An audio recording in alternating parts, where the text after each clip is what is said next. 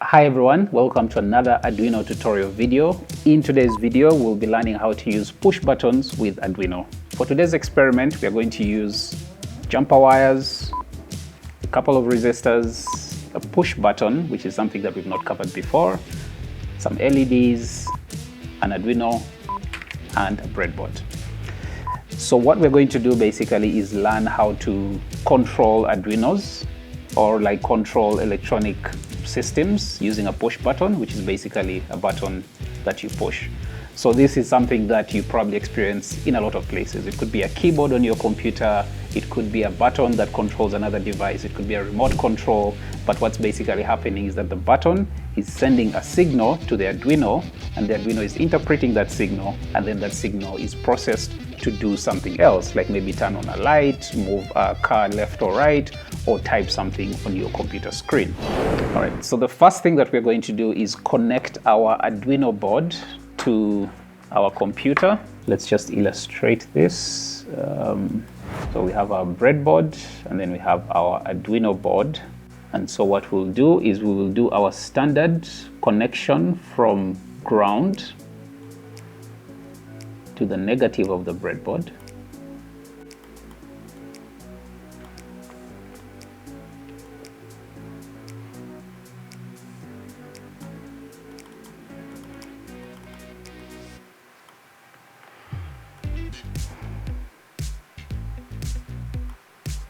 And then from 5V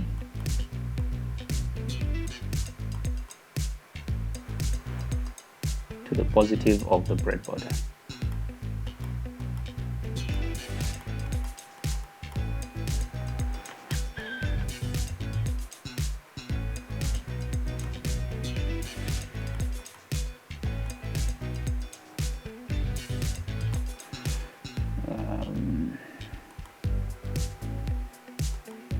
That's our 5 volts. This is our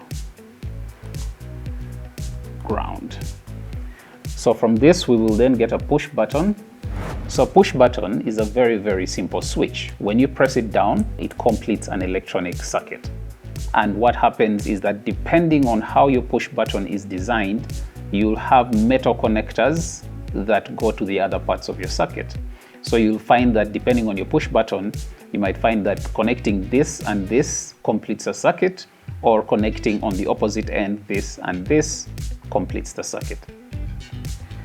Now, many push buttons come with a cup that looks like this. So it's typically just something that you plug on top of your push button so that it gives it a nice tactile feel. We'll see how to connect them in our breadboard. So in this case, we are going to get a connection to the push button from the ground and connect it to one end of the push button, and then another from pin number 8 and connect it to the other end of the push button.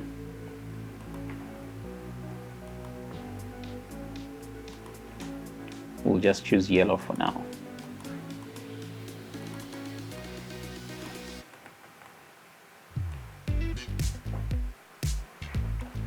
All right, so let's create that same circuit board in Arduino. So once again, we have our push button in the middle here. Now, it's very important that your push button sits across this divide on your breadboard, so that you have 2 legs on one side of the board and the other 2 legs on the other side of the board. The reason why this is important is because if it's connected on the same side of the board, you'll end up having a short circuit, because this leg will be connected to the other leg and vice versa. So again, this is highly dependent on your push button. So you need to test your push button carefully before using it on your breadboard. And actually, let's do a very simple test for the push button right now using a multimeter. All right, so we're going to test our push button to see how it's connected. So you get a multimeter, put it on the tone so that you can test for a short circuit, so you can test for connectivity. And when you do that, then you get that sound, right? That means that those 2 points are connected. And when I press and connect again, you still hear that sound. But when I release, the sound goes. So the same thing for the opposite end. So you need to understand your push button very, very well so that you know how it's connected. But for this one, these two connect to each other and then to close the circuit and then across as well. So let's make it, we'll just put it back.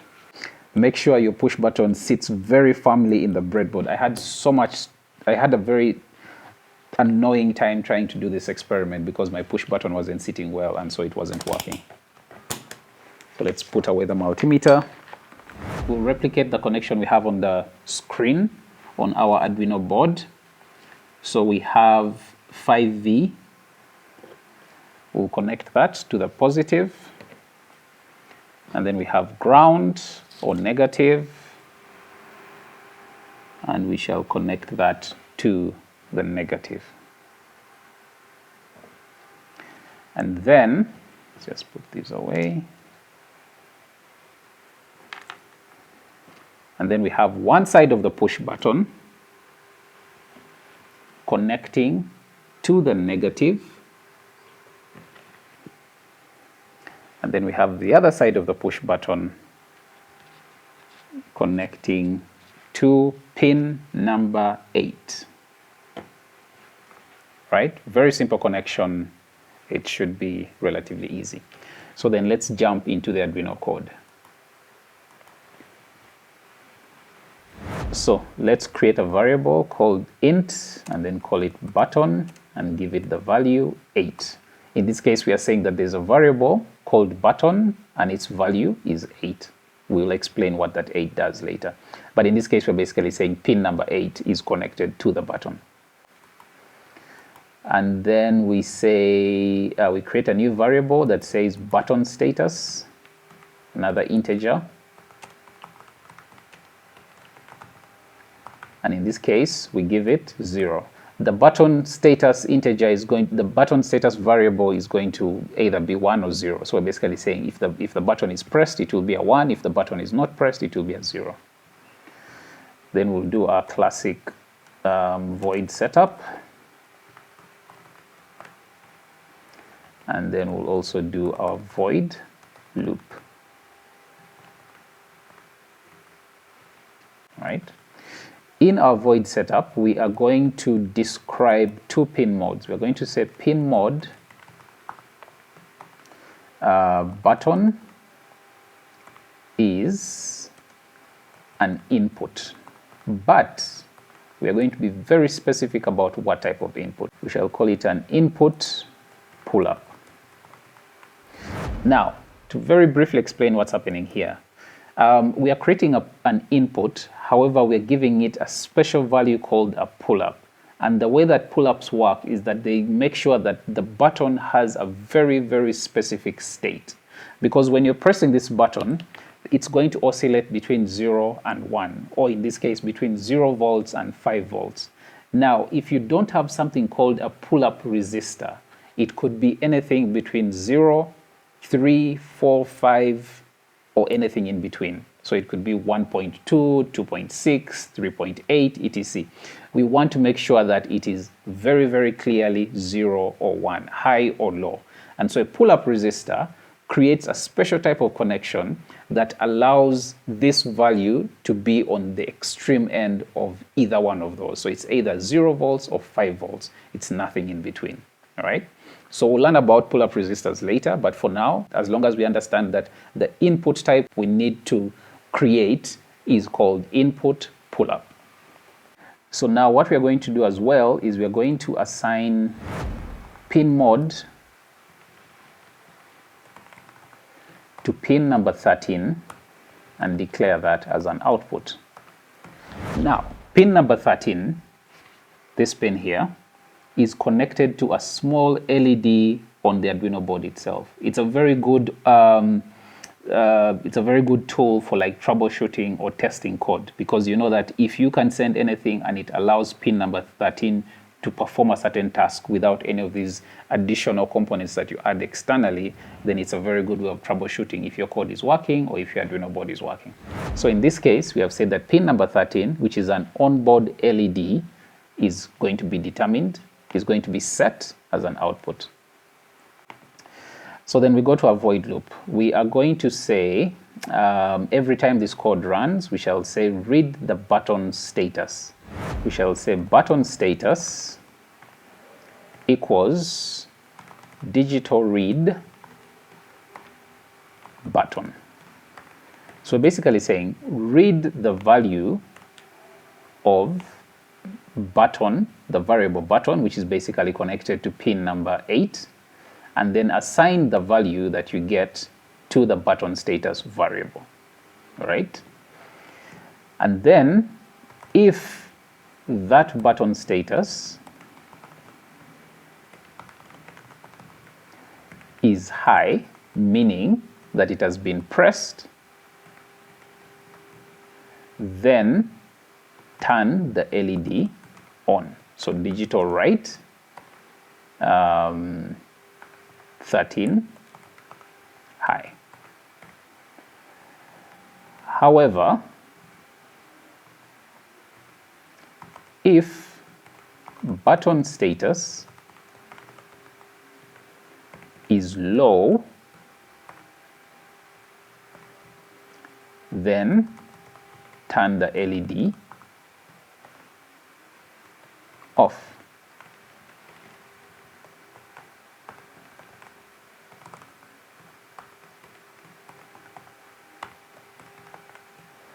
Now, something very interesting should happen, and I'll explain that a little bit later. But first, let's see if our code is working.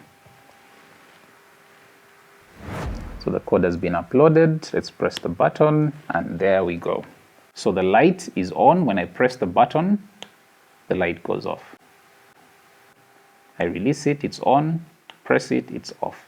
Now, what you'll notice that it's the inverse that's happening. Typically, it's supposed to come on when you press and go off when you release, depending on your code. Of course, this can work for you, but most times when you press something, you expect something to happen, and then when you release, you expect that thing not to happen, right?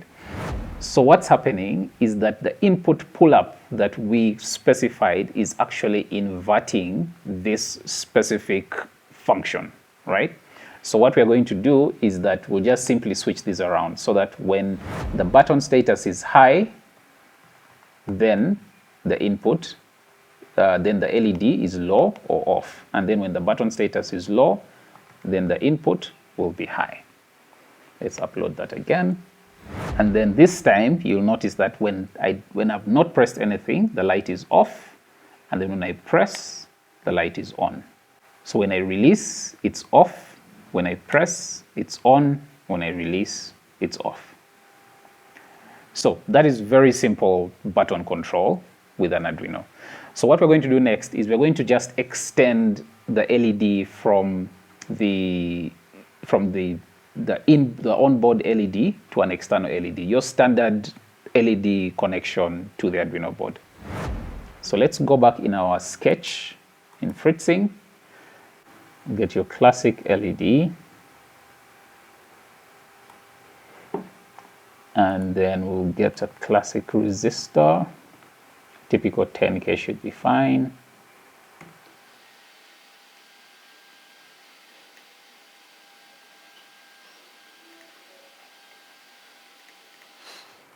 And then what we'll do is that one side of that LED will come from pin number 13.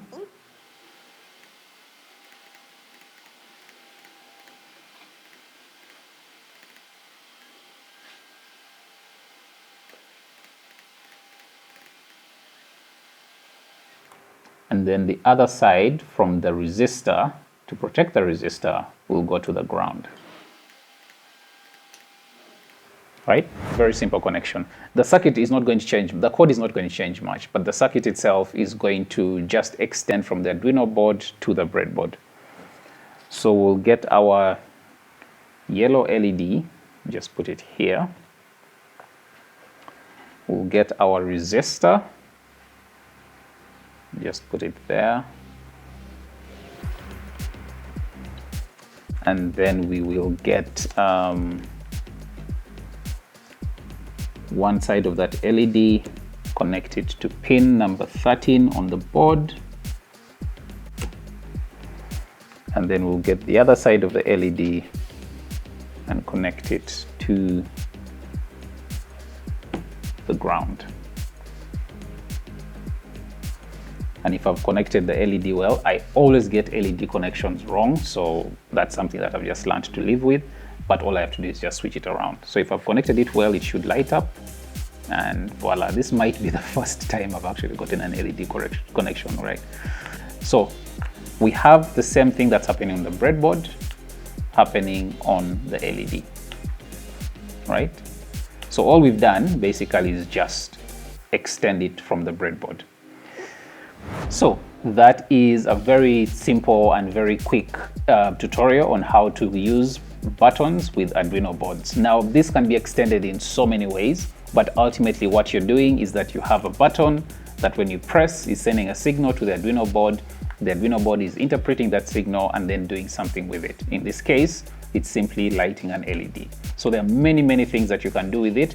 And as you continue to follow along with the rest of our tutorials, or if you've watched previous tutorials, I'm sure you can begin to figure out different ways of applying this simple push button concept. So I hope you enjoyed this video. See you in the next one.